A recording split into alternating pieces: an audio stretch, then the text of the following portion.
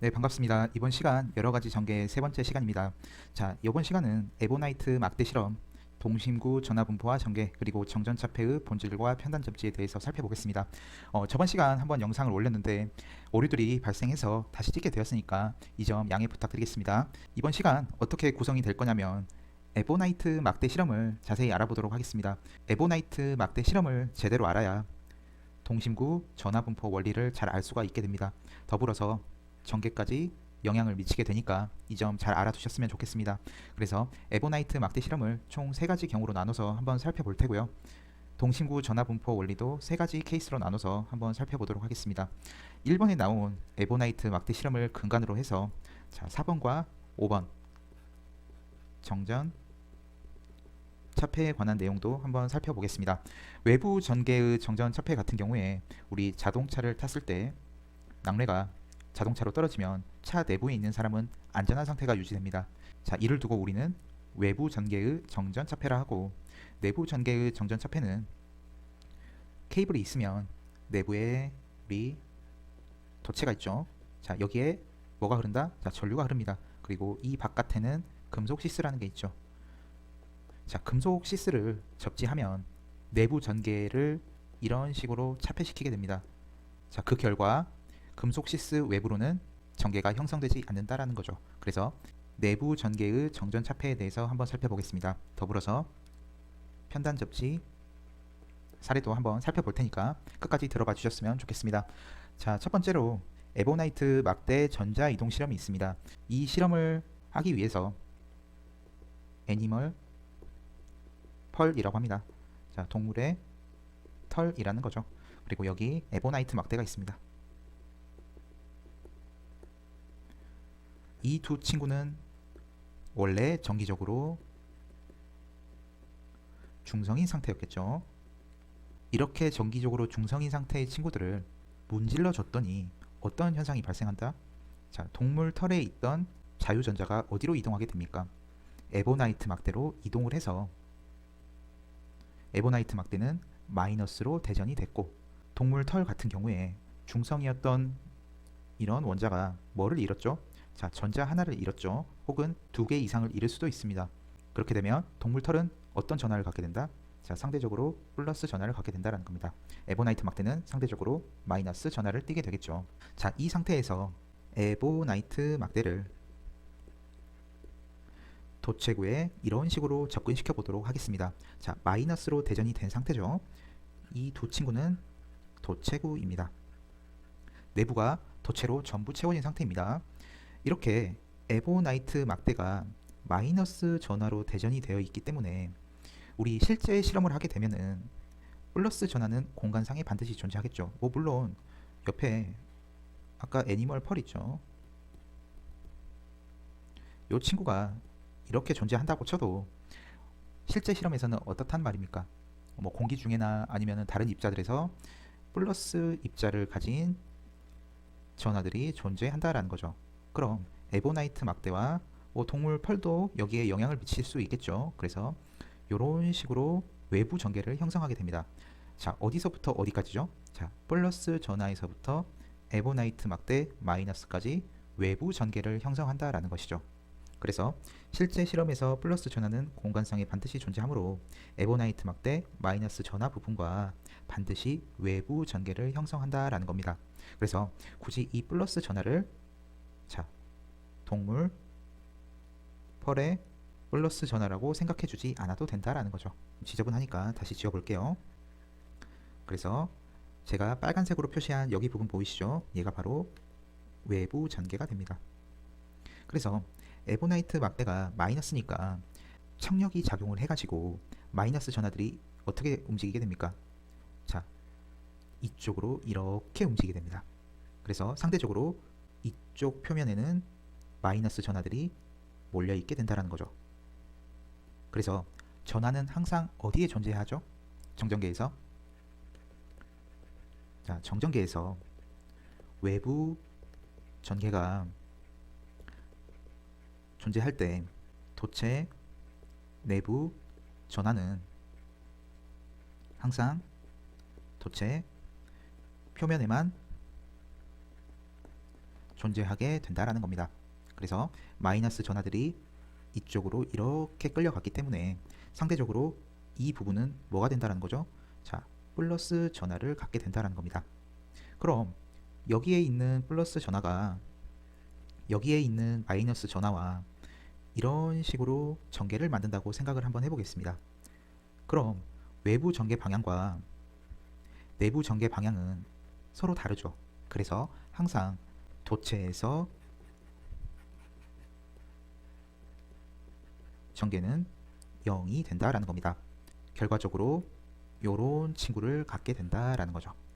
이처럼 임의의 외부 전개가 도체에 걸리게 되면 도체 안의 전자가 재배열되어 외부 전개를 없애는 내부 전개를 만들어 최종적인 도체 내 전개는 0이 된다라는 겁니다. 그리고 도체 표면에만 전하가 존재하게 된다라는 거죠. 자, 이 말이 뭘까요? 전기력선 개수는 이렇게 결정이 되죠. 그래서 얘가 0이 된다면 전기력선 개수가 0이겠죠. 그래서 전개도 0이 된다라는 말입니다. 이렇게 생각하실 수도 있습니다. 자, 정리 한번 해볼게요. 외부 전개가 걸리게 되면 정전계에서 도체 내부 전하는 항상 도체 표면에만 존재한다라는 거죠. 그리고 두 번째, 도체 내부 전개는 0이 된다라는 겁니다. 자, 그 다음 한번 살펴보겠습니다. 같은 실험에서 한 가지 더 챙겨 가셔야 할 게 있습니다. 그게 뭐냐면 아까 이렇게 만든 도체 보이시죠? 그리고 이 도체도 이렇게 존재를 하겠죠. 이 도체를 떼어 놓게 되면 자, 이런 친구들이 만들어집니다. 이 친구와 같은 논리로 만들어진 게 뭐냐면 조금 이따 살펴보겠지만 외구에 플러스 Q를 준 경우가 되겠습니다. 외구에 플러스 Q를 준 경우는 외구 바깥에 마이너스 전하와 이런 식으로 전기력선을 형성한다라는 거죠. 그래서 이쪽 표면과 이쪽 표면에 전하를 유도할 필요가 없게 되는 거죠. 자, 이 플러스 친구와 외구 바깥에 있는 마이너스 전하가 한 쌍이다라는 거죠. 이 점을 잘 알아두십시오. 이 실험에서 플러스 전하만 존재하는 구를 떼어내면 동심구 전하 분포에서 외구에 플러스 Q를 준 경우와 같은 사례가 된다는 겁니다. 그럼 이 플러스 도체에서 이렇게 폐곡면을 한번 잡아주도록 하겠습니다. 9가 되겠죠. 그럼 폐곡면을 빠져나가는 전기력선 수를 한번 생각해 보겠습니다. 얘네들을 다 합쳐서 플러스 Q라고 할게요. 그럼 플러스 Q 나누기 유전율, 이 친구를 폐곡면으로 나누면 전개가 된다라고 했습니다. 전개의 또 다른 말은 전기력선 밀도가 되겠네요. 그래서 4파이 R 제곱 입실론 분의 플러스 Q가 된다라는 사실 반드시 알아두셨으면 좋겠습니다. 자, 그 다음 도체구 한 개일 때 에보나이트 막대 실험이 되겠습니다. 아까와 똑같이 마이너스로 대전된 에보나이트 막대를 색깔을 이 친구로 한번 해볼게요. 에보나이트 막대. 얘를 이런 식으로 접근시키면 반대에 어떤 친구가 있게 된다? 실제 실험이 있기 때문에 이렇게 플러스 전하들이 무조건 존재할 수밖에 없다라는 거죠. 그래서 무조건 애니멀 펄이라고 생각을 하지 않으셔도 됩니다. 실제 실험이기 때문에. 그럼 외부 전개가 이렇게 걸릴 겁니다. 여기에서 마이너스 전하들이기 때문에 도체 표면에 있던 전자들을 어디로 보낸다? 자, 반대쪽 도체 표면으로 보낸다라는 거죠. 이렇게요. 그럼 상대적으로 이쪽 표면에는 플러스 전하가 되고 이쪽 표면에는 마이너스 전하가 될 겁니다.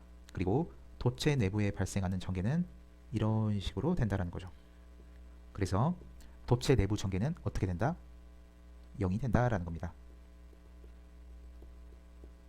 이처럼 외부 전하에 의한 정전 유도로 중성인 도체 표면에 자, 플러스 Q와 마이너스 Q가 발생하고 도체 내부 전개는 0이다 라는 거죠. 내부 전개가 0이므로 도체 내부 전하도 존재하지 않게 됩니다. 중공도체 실험도 마찬가지예요. 여기에 마이너스 전하로 대전된 에보나이트 막대를 도체에 이런 식으로 접근시켰다라는 거죠. 그럼 바깥에 있는 플러스 전하와 에보나이트 막대와 뭐를 형성을 한다? 자, 외부 전개를 형성한다라는 거죠. 자, 그럼 도체 표면에 존재하고 있던 마이너스 전자들이 어디로 끌려간다? 자, 반대편 도체로 이렇게 끌려가게 된다라는 겁니다. 이렇게요. 그래서 상대적으로 이쪽은 뭐가 된다? 자, 양의 전하를 갖게 되고, 자, 반대편은 마이너스 전하를 갖게 된다라는 말입니다. 자, 이때 이쪽 플러스에서 마이너스로 내부 전개가 이런 식으로 형성된다라고 생각해 보겠습니다. 자, 그럼 외부 전개와 내부 전개 방향은 반대이므로 이쪽 안에 있는 전개는 어떻게 된다? 전개가 제로다라는 겁니다. 자, 그래서 가우스 법칙을 한번 적용을 해주면 폐곡면을 이런 식으로 한번 잡아볼게요. 이런 식으로. 그럼 파란색 폐곡면 내부에 전하가 존재하지 않으므로 얘를 유전율로 나누면 전기력선 개수가 나온다라는 거죠. 그런데 전기력선 개수가 몇 개다? 0개다라는 겁니다. 전기력선 개수가 0이니까 아무리 폐곡면 면적으로 나눠도 전개는 0이다라는 거죠. 그래서 이를 두고 전개가 여기 내부 안에서는 0인 거죠. 패러데이 케이지라고 합니다. 그래서 중공도체 내부는 자, 사람이 이렇게 있어도 어떠한 전개의 영향도 받지 않게 됩니다. 그래서 외부 전개와 자, 이 친구가 외부 전개가 되겠죠.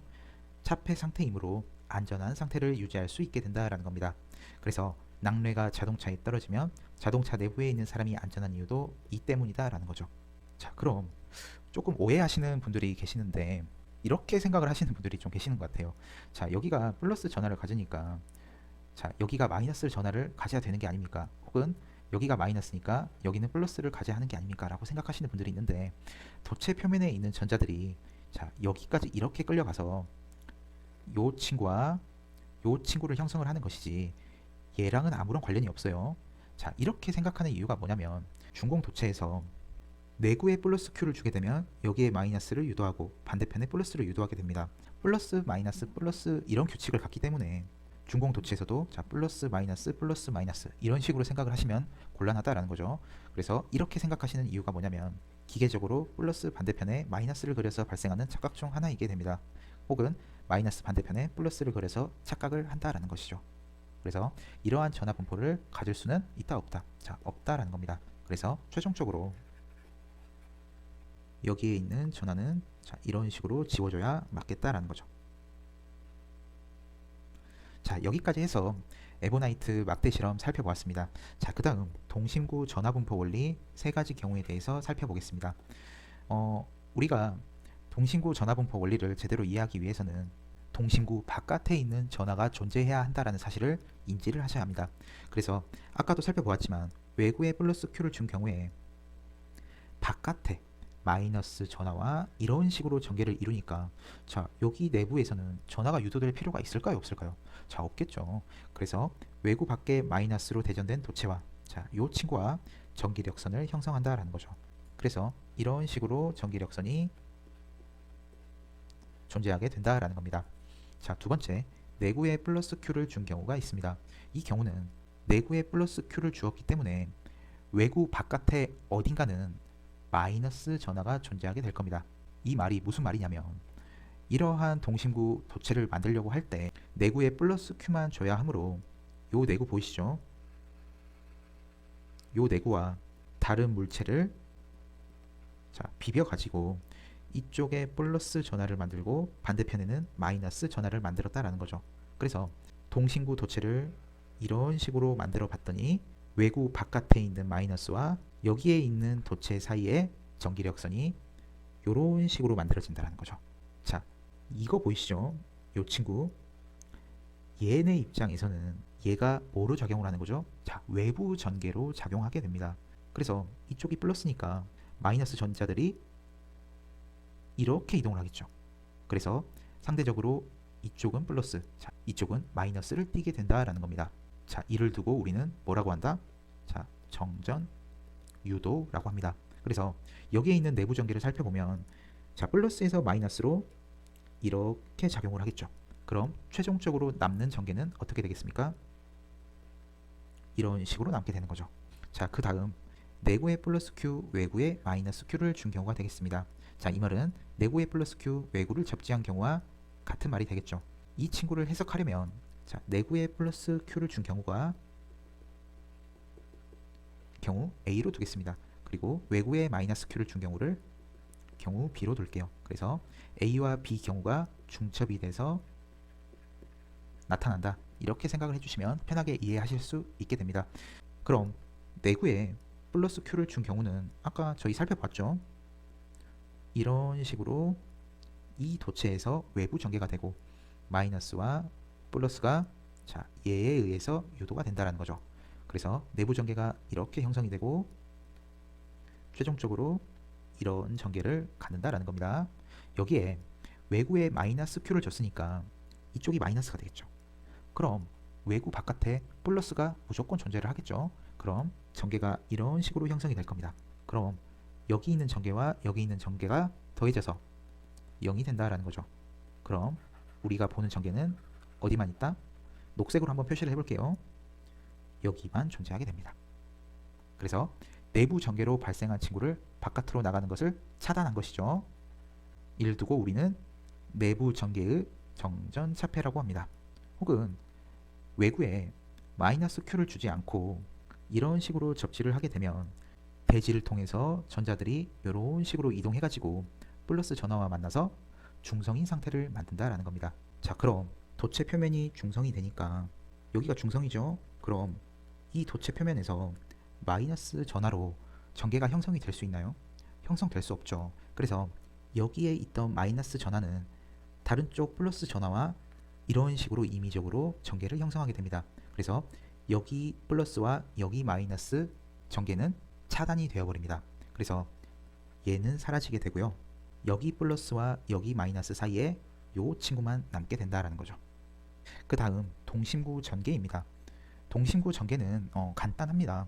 우리 얘를 C로 잡고 얘를 B로 잡고 얘를 A로 둘게요. 그럼 R이 C보다 큰 경우에 전개는 이런 식으로 만들어지겠죠. 자, 4파이 R 제곱이 바로 면적이 됩니다. 폐곡면에 Q를 폐곡면의 면적과 유전율로 나눠주면 전개가 된다라는 거죠. 그래서 R이 커지면 커질수록 전개는 작아진다라는 겁니다.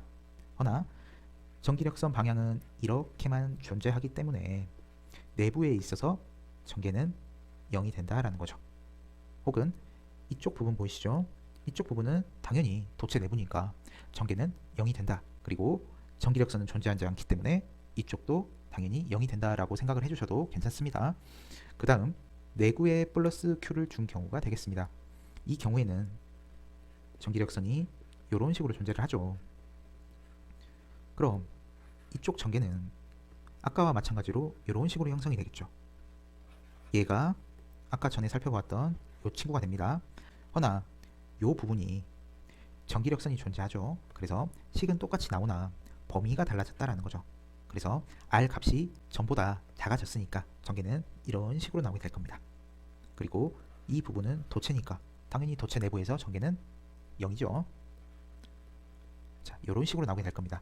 그 다음 자, 이 경우는 전개가 여기에서만 형성이 된다는 거죠. 이렇게요. 그리고 바깥에 전개는 어떻게 된다? 전부 0이 된다라는 사실 아까 배웠습니다. 그 다음 도체 내부에서 전개는 당연히 0이죠. 뭐 물론 여기도 도체 내부 전개가 0이니까 전개가 0이 된다 라고 생각을 해주셔도 됩니다. 그래서 여기 있는 친구 전개는 자, 이런 식으로 결정이 되고 얘는 뭐와 같다라는 거죠? 얘와 같은 거죠. 자, 그 다음 정전차폐 한번 살펴보도록 하겠습니다. 외부 전개의 정전차폐죠. 네오는 하부에 이런 식으로 색깔을 한번 바꿔볼게요. 이런 식으로 플러스 전하들이 모여있다. 그리고 대지는 상대적으로 마이너스 전하를 띈다라는 거죠. 그래서 이렇게 외부 전개를 형성하게 됩니다. 자, 뇌운 하부에 있는 플러스 전하는 자동차는 도체지 않습니까? 그래서 자동차 상부에 마이너스 그리고 플러스 전하들을 대전시킨다라는 거죠. 그래서 내부 전개가 이렇게 만들어지니까 검은색으로 해볼게요. 이렇게 만들어지니까 자동차 내부에 탄 사람은 어떻게 된다? 전개가 0인 상태로 존재하게 된다라는 겁니다. 이를 두고 우리는 뭐라고 한다? 자, 패러데이 케이지라고 합니다. 그래서 네온의 플러스 전하와 자동차 상부가 아니죠. 오타입니다. 자, 대지의 마이너스 전하 사이에 전개가 형성되며 자, 굉장히 큰 전개일 경우 공기를 저렴하게 시킨다라는 거죠. 그래서 뇌운이 차이 떨어지게 되면 이런 식으로 해서 공기를 저렴하게 시키고 전자들은 이렇게 이동을 하게 된다라는 거죠. 그래서 한쪽은 상대적으로 마이너스, 한쪽은 상대적으로 플러스 전하를 띠게 된다라는 겁니다. 이렇게 저렴하게가 되면 우리가 눈에 볼 수 있는 낙뢰가 발생하게 된다는 거죠. 그래서 아무리 큰 전개가 외부 전개죠. 외부 전개가 발생한다고 해도 도체 내부는 전개가 발생하지 않으므로 자, 전개가 제로다라는 거죠. 운전자는 안전한 상태가 되면 이를 외부 전개에 대한 정전자폐 효과라 할 수 있습니다. 일종의 패러데이 케이지라고 합니다. 실제 사례인데 낙뢰가 이렇게 떨어졌을 때 자동차 내부에 탄 사람은 실제로 안전하게 된다라는 겁니다. 그 다음 내부 전개의 정전차폐가 되겠습니다. 그래서 금속 시스 접지라고도 할 수 있겠죠. 케이블 내부 도체, 케이블은 도체 구와는 조금 다른 친구입니다. 이런 식으로 긴 길이를 갖게 된다는 거죠. 얘를 외부 도체라 하고 금속 시스라고 합니다. 그리고 얘를 내부 도체라고 하죠. 도선이 되겠습니다. 이 도선에 뭐가 흐른다? 전류 I가 흐르게 된다라는 겁니다. 그래서 금속 시스를 접지하지 않는 경우에 어떤 일이 발생하게 되냐면 자, 여기 도선에 전압 V가 걸린다고 가정을 하겠습니다. 그럼 얘와 대지 사이에 전압 V가 걸린다라는 거죠. 자, 이 전압 V를 C1과 C2가 전압 분배에 의해서 나눠 갖게 된다라는 겁니다. V를 C1 플러스 C2 분의 C1으로 이런 식으로 곱해주면 C2에 걸리는 전압 V 다시가 나오게 된다라는 거죠. 허나 금속 시스와 도선 사이에 뭐가 들어가 있다? 자, 유전체가 들어가 있다라는 거죠. 이 유전체는 공기보다 큰 비유전율을 갖게 된다라는 겁니다. 그래서 상대적으로 C1이 공기가 갖는 유전율보다 큰 정전 용량을 갖는다라는 거죠. 그래서 C1이 C2보다 크므로 자, V 다시가 크게 걸리게 됩니다. V 다시는 금속 시스와 대지 사이 전압을 뜻하게 되는 거죠. 그래서 사람이 이런 식으로 금속 시스를 만지게 되면 감전의 위험이 존재하게 된다라는 겁니다. 금속 시스를 이런 식으로 접지를 하게 되면 여기 전이와 여기 전이 차이가 존재하나요? 자, 존재하지 않겠죠. 그래서 사람은 안전을 확보할 수 있게 됩니다. 그리고 여기에 있는 이 전압은 전부 어디에 걸리게 된다? C1에 전부 걸리게 됩니다. 자, 이렇게 접지를 한 친구가 내부 전개의 정전차폐 역할을 하게 된다라는 거죠. 하지만 문제가 있습니다. 자, 여기에 이런 식으로 해서 접지를 했다고 한번 쳐볼게요. 그럼 전자유도 전압에 의해서 자, 현재 여기는 전압이 0이겠죠. 하지만 길이가 커지면 커질수록 어떻게 된다? 전자유도 전압에 의해서 전압이 커지게 됩니다. 뭐 물론 접지 근방에서야 안전을 확보할 수가 있게 되겠지만 자, 반대편으로 가면 갈수록 전자유도 전압에 의한 전압이 커지니까 상대적으로 정전 유도 전압이 크게 걸리게 됩니다. 자, 이 점을 한번 살펴보도록 할게요. 내부 전개의 정전 차폐와 편단 접지에 대해서 살펴보겠습니다. 편단 접지라 함은 여기 보이시죠? 여기와 여기 사이를 물리적으로 개방시킨 것이다 라는 거죠. 그래서 여기와 여기 부분 보이시죠? 자, 얘를 1번이라 하고 얘를 2번이라 하겠습니다. 그럼 1번 혹은 2번에 접지를 실시한다라는 거죠. 그래서 지금 현재 여기에 이렇게 접지가 되어 있기 때문에 1번에는 접지하지 않고 2번에 이런 식으로 접지를 했다라는 거죠. 그럼 여기 부분을 뭐라고 부르냐? 자, 인설레이션 조인트라고 합니다. 자, 그럼 도선에 전류 I가 흐르죠. 전류 I가 흐르면 앙페르 오른나사 법칙에 의해서 자개가 이런 식으로 만들어지겠죠. 이렇게요. 그럼 변화하는 자개가 뭐를 유기한다? 전자유도 전압이라고 하는 것을 만들게 됩니다. 그래서 이 전자유도 전압식은 자, JXML 곱하기 I로 결정이 된다라는 거죠. 그래서 XM 같은 경우에 2파이 F LM이 되고 이 친구는 상호 인덕턴스라고 합니다. 자, LM은 금속 시스와 도선 사이의 상호 인덕턴스다, 이렇게 말을 할 수가 있겠죠. 그리고 XM 같은 경우 상호 리액턴스라고 합니다. 킬로미터당 몇 옴을 가느냐 하는 단위로 나타낼 수가 있게 됩니다. 그리고 L은 단위 길이 킬로미터를 나타낸다라는 거죠. 그래서 케이블 길이가 길어지면 길어질수록 시스 유기전압은 커진다라는 거죠. 자, 이렇게 커지게 됩니다. 증가를 할 때 선형적으로 이렇게 증가를 한다라고 표시를 할 수도 있겠지만은 강조해서 보여드리고 싶어 가지고 이런 식으로 그려주게 되었습니다. 자, 이때 전자 유도 전압은 금속 시스에 나타나는 전압이 되겠죠. 자, C2에 그대로 걸리게 됩니다. 여기 보이시죠? 얘를 빨간색 V-라고 한번 해볼게요. 그럼 접지를 하지 않는 곳에 어떤 전압이 걸립니까? 자, 이러한 전압이 걸리게 된다라는 거죠. 그리고 길이가 커지면 커질수록 어떻게 된다? 더 큰 전압이 C2에 걸리게 된다라는 겁니다. 그래서 도체에 흐르는 전류가 금속 시스의 전자 유도 전압과 전류를 형성한다라는 거죠. 여기서 전류는 나중에 편단 접지할 때 좀 더 자세히 하겠지만 전력 손실을 유발하는 전류가 되겠습니다. 그리고 이때 접지를 하지 않는 접속점에는 여기 접지를 하지 않았죠. 현재 정전 유도 전압에 의해 금속 시스와 대지 사이의 큰 전압 V-가 나타난다라는 거죠.